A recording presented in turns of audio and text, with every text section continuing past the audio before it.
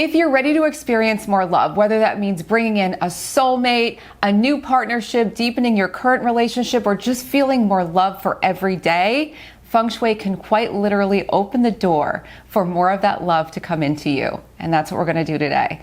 My name's Dana Claudette. If you're new here, I'm a Feng Shui master and founder of the School of Intention, which is an entire method and school of Feng Shui unlike anything else in the world. Everything we do here is completely positive, totally empowering, and so absolutely creative and beautiful. Plus, it's stuff that you can do without being confused or overwhelmed in any way. And today we're going to get into love and specifically setting up your home with strategies. I'm not going to call them tips. I'm going to call them overall strategies that are going to help you to infuse love into every aspect of your home. And as a result, you're going to experience more love in your life. And I cannot wait because this is such a great topic. When you are living with more love, when you're more open-hearted, life becomes easier in general. Yes, it feels amazing. Yes, it's the greatest thing in the world. As the great Louise Hay has said, love is the great miracle cure. It truly is.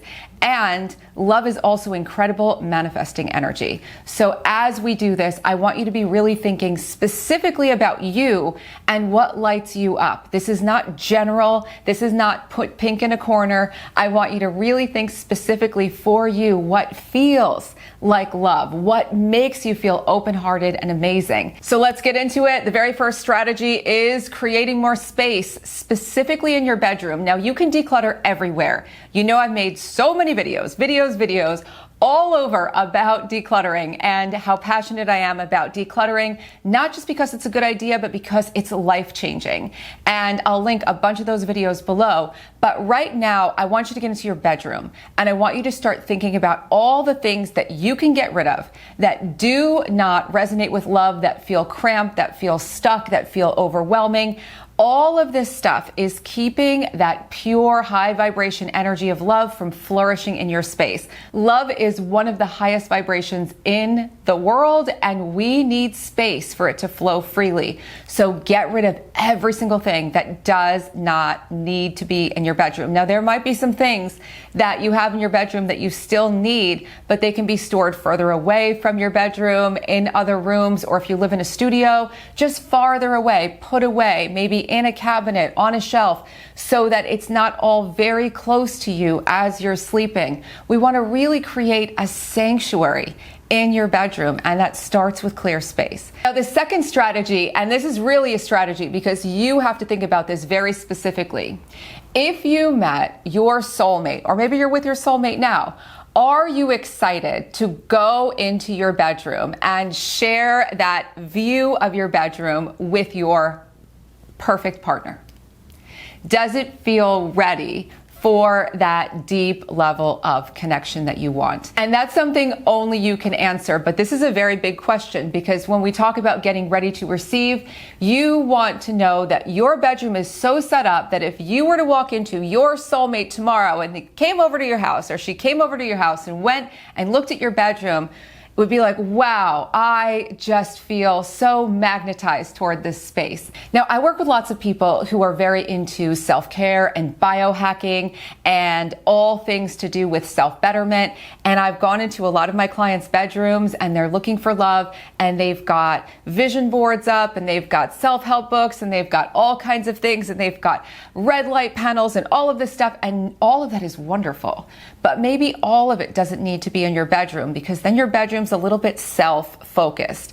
In fact, you might look and see maybe my bedroom is a little bit too self-focused. Maybe it's set up right now all about me and I can at least carve out space where it feels very open, again, spacious and ready to receive. So maybe some books can go other places. Maybe you can clear some stuff. You can put some things in the closet when you're not using it, and that will make it open and ready for you to receive your partner. You really want to be able to act as if, that Neville Goddard concept where you're acting as if your soulmate or this perfect love or this amazing feeling is active in every day of your life already, even if the actual person hasn't shown up yet.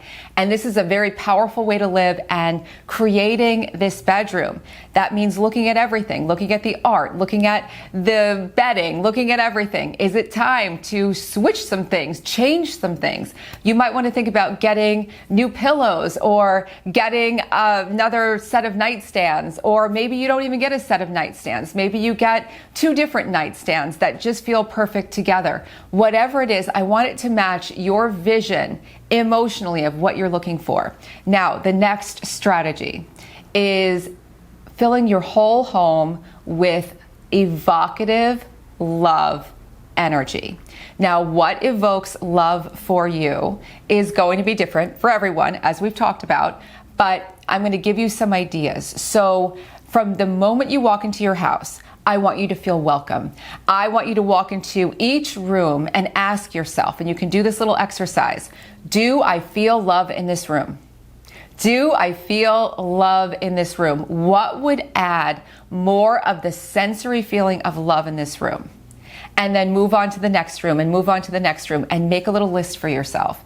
To give you an example, your list might include taking some art off the wall and switching it for something else, or finding a piece of art for a wall. Your list might include switching the pillows on the sofa, or getting a new throw blanket that's soft and plush, or getting a rug for your living room, or getting some candlesticks for your dining room that feel more romantic and feel more intimate. All of those things activate, again, that feeling of living as if you have already met the love of your life, or you're already in this better, more romantic partnership, or you're already in love with your life.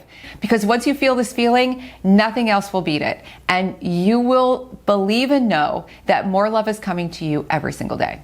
Now, the next strategy is that I want you to pay attention to how many single objects are in your home. And I don't want you to get crazy about this. You're allowed to have a single chair in a room. You're allowed to have a single piece of art on a wall. You are allowed to have just one of something. But what I don't want you to do is have a house full of single objects. So let me give you an example. If you walk into your house and you see that there's one single chair, and then there's one single piece of art on the wall, and it's of one single person, and then there's another piece of art somewhere else, and maybe it's a family photo of one member of your family, and then you walk through your house and there's one single plant, and then there's one candlestick on the table, and then there's one seat at the bar for you to sit in at the counter of your kitchen, and then there's one nightstand in your bedroom, and there's one. Now, any one thing is fine, but when there's a theme of just one,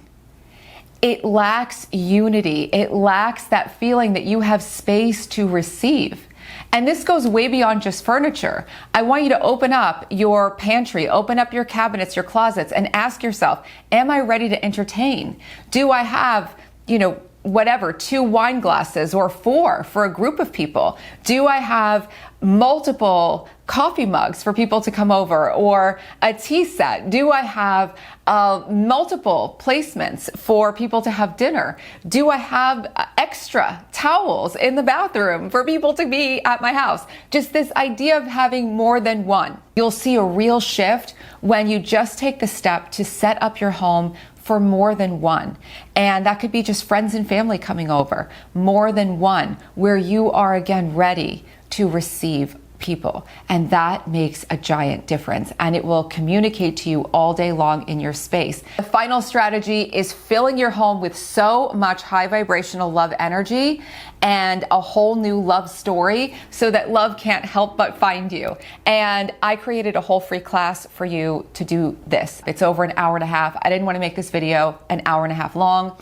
I highly recommend signing up and watching it, because this strategy is so good. And this video series won't be up for a very long time, but I want you all to get a chance to see it. It is pinned below in the description box. when you create a home full of this love energy. And you can start right now by burning candles or burning incense, but I want you to take it to the next level and clear away the old patterns, the old stories, the old energy. When you can look forward and no longer look backward, no longer look back to this person did this to me, or I was betrayed, or this didn't work out, or I was heartbroken. When you can get past the grief and all of the things that you may be experiencing right now as you are looking to bring love into your life, it really opens the doors. And if you want to dive deep and learn how to design homes that make dreams come true, the Feng Shui School, the School of Intention, is open right now for registration. And there's a link below in the description box to learn more and join us. Have so much fun bringing love into your life. It really is the most activating energy. And if you haven't subscribed to the channel yet, please consider liking this video, subscribing, sharing with your friends. It's time to manifest more love and abundance in all ways. I'll see you soon.